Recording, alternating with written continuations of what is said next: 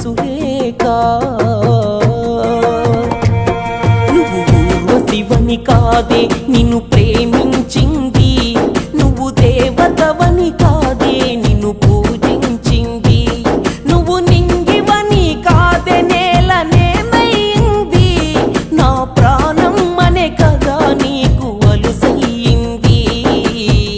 రాతలో లేని రాధమ్మ చెప్పలేను